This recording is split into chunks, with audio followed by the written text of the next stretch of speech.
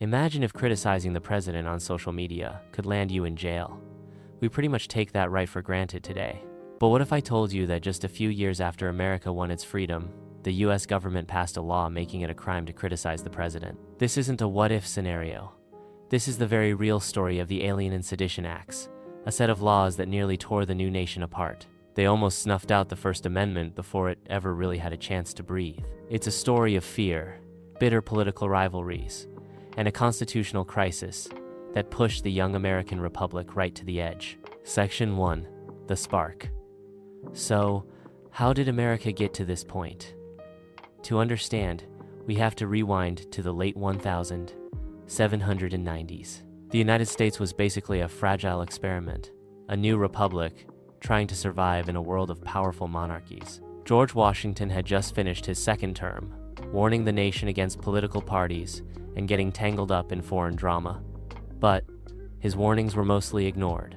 The country was already splitting into two camps: the Federalists, led by guys like Alexander Hamilton and the current president, John Adams, and the Democratic Republicans, led by Thomas Jefferson. The Federalists wanted a strong central government and a big industrial economy.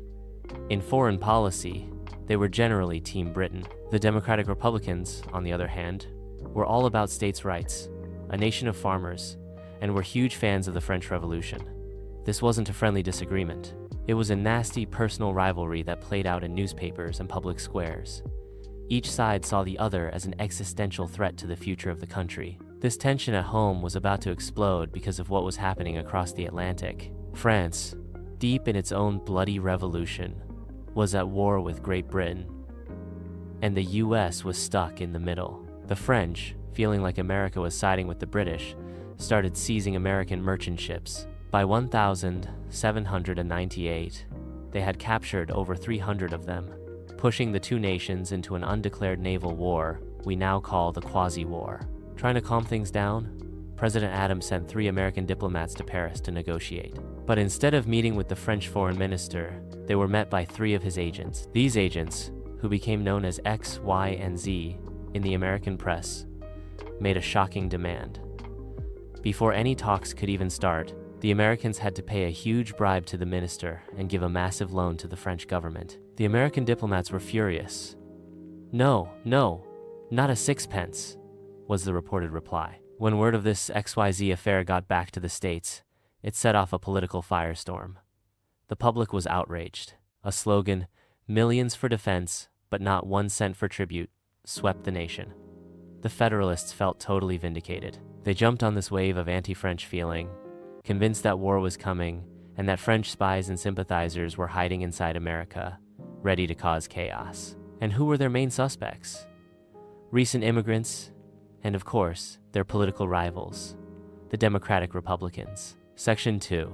The law fueled by this mix of war fever and partisan paranoia. The Federalist-controlled Congress decided to act. In the summer of 1798, they passed 4 laws that became known as the Alien and Sedition Acts. They were sold to the public as vital for national security, but their real goal was to crush political opposition and lock in Federalist power. Let's break them down. The first 3 laws went after immigrants, who mostly supported the Democratic Republicans. First, the Naturalization Act. It increased the time you had to live in the US to become a citizen from 5 years to 14 years, making it way harder for immigrants to become voters. Second, the Alien Friends Act. This gave the president the power to deport any non-citizen he personally deemed dangerous to the peace and safety of the United States. No trial, no hearing, no proof needed. Just the president's gut feeling was enough. Third was the Alien Enemies Act. This allowed the president, if war was declared, to arrest, imprison, or deport any male citizen of an enemy nation who was over 14. This one was actually the least controversial, and, believe it or not, is still technically a law today, though it has been changed. But it was the 4th law, the Sedition Act, that was the most direct attack on American freedom. This act made it a federal crime to write, print, utter, or publish any false, scandalous, and malicious writing against the president, Congress, or the government. It also criminalized any speech that might stir up resistance to the law. If convicted, you could face a fine of up to 20 a fortune back then and spend up to 2 years in prison. Basically, the Sedition Act made it illegal to criticize your own government. The Federalists claimed it was necessary to keep order during a crisis.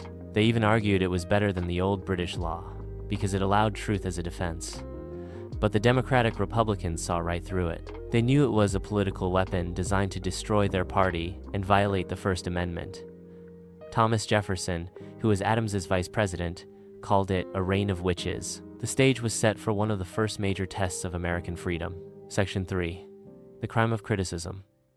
The Sedition Act wasn't just for show. The Adams administration started using it, and the targets were almost always newspaper editors and politicians from the rival Democratic-Republican Party. All told, at least 25 people were arrested. And when they went to trial, the Federalist-appointed judges secured convictions in almost every single case. These weren't just legal debates. People's lives were being ruined for the crime of speaking their minds. One of the first and most famous targets was Matthew Lyon, a hot-headed Democratic-Republican congressman from Vermont. Lyon was a war veteran and a loud critic of President Adams. In one letter, he accused the administration of ridiculous pomp, foolish adulation, and selfish avarice. For saying that, he was arrested and charged with sedition. At his trial, he argued the law was unconstitutional, but the Federalist judge wasn't having it. The jury found him guilty. His sentence? 4 months in jail and a 1-0 fine. But here's the kicker. In an incredible act of defiance, while sitting in his jail cell, Matthew Lyon ran for re-election to Congress, and he won. He became a folk hero, a martyr for free speech. Another victim was James Callender, a journalist who had actually been paid by Jefferson at one point to attack the Federalists. In his book, The Prospect Before Us, Callender called the Adams administration a continual tempest of malignant passions, and called the president himself a repulsive pedant, a gross hypocrite, and an unprincipled oppressor. For those words, he was found guilty of sedition by a court presided over by Supreme Court Justice Samuel Chase, a Federalist so biased he acted more like a prosecutor than a judge. Callender got 9 months in jail and a $200 fine. The list just keeps going. Benjamin Franklin's own grandson, Benjamin Franklin Bosch, was arrested for libeling President Adams in his newspaper. He died of yellow fever before his trial finished. And it wasn't just famous people. One man was arrested and fined just for drunkenly shouting that he wished a cannonball, fired in a presidential salute, had hit the president in the backside. These prosecutions created a climate of fear, but they also backfired, big time. Instead of shutting the opposition up, the Sedition Act just created a list of political martyrs and turned public opinion against the Federalists. Section 4. The Resistance. The fight against the Alien and Sedition Acts wasn't just happening in the court of public opinion. It was about to spark a constitutional showdown. Thomas Jefferson and James Madison believed the acts were a clear abuse of federal power. But with Federalists in charge of the presidency, Congress, and all the federal courts, there was no way to challenge the laws legally. So, they turned to the states. Working in secret, Jefferson and Madison drafted formal statements for the state legislatures of Kentucky and Virginia to pass. These became known as the Virginia and Kentucky Resolutions, and they proposed a radical new idea about American government. They argued that the U.S. was a compact, or an agreement, between states. Therefore, the federal government only had the specific powers the states gave it. When the federal government passed a law that went beyond those powers, like the Sedition Act, that law was unconstitutional and had no force. This was a direct challenge to the federal government's power. The Kentucky Resolutions, written by Jefferson, went even further. They introduced the explosive idea of nullification, that individual states had the right to simply cancel any federal law they thought was unconstitutional. The Virginia Resolutions, written by Madison, used the softer term interposition, saying states had a duty to step in between the federal government and their people to stop unconstitutional acts. These resolutions were a desperate move. They were sent to other states, hoping for support, but the reaction was mostly negative. Many states worried that letting individual states ignore federal law would lead to chaos, or even break the country apart. George Washington himself was horrified, believing these ideas would destroy the Union. While the resolutions had little legal impact at the time, their political impact was huge. They became a powerful rallying cry for the Democratic Republicans, perfectly framing the next presidential election as a battle for the soul of America. The climax. The election of 1800. The presidential election of 1800 was one of the nastiest and most important in American history. It was basically a nationwide vote on the Alien and Sedition Acts and the Federalists who created them. The campaign was brutal, with both sides slinging mud and personal attacks that make modern politics look polite. The Federalists, led by John Adams, argued their actions were necessary to protect the nation. They painted Thomas Jefferson as a dangerous atheist and a French puppet who would destroy the country. The Democratic Republicans, led by Jefferson, hammered away at the Alien and Sedition Acts as proof that the Federalists were tyrants who wanted to kill liberty and create a monarchy. The stories of men like Matthew Lyon and James Callender were their star exhibits. When the votes were counted, it was a landslide for the Democratic Republicans. The public had rejected the Federalists' platform of fear. Thomas Jefferson defeated John Adams, marking the first peaceful transfer of power between rival political parties in modern history. Jefferson later called it the Revolution of 1800, a revolution not of swords, but of ideas. It proved that in America, the ultimate power belongs to the people, not the government. Conclusion. The legacy.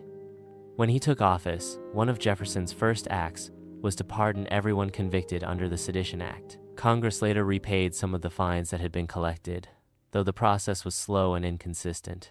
The Sedition Act itself was allowed to expire on the very last day of Adams's presidency, and the Naturalization Act was repealed. The laws that brought the nation to the brink were gone, but the legacy of the Alien and Sedition Acts is still with us. The whole crisis forced the country to grapple with huge questions about what freedom really means. Where do you draw the line on free speech? How do you balance national security with individual liberty? The fierce public backlash against the acts helped cement the First Amendment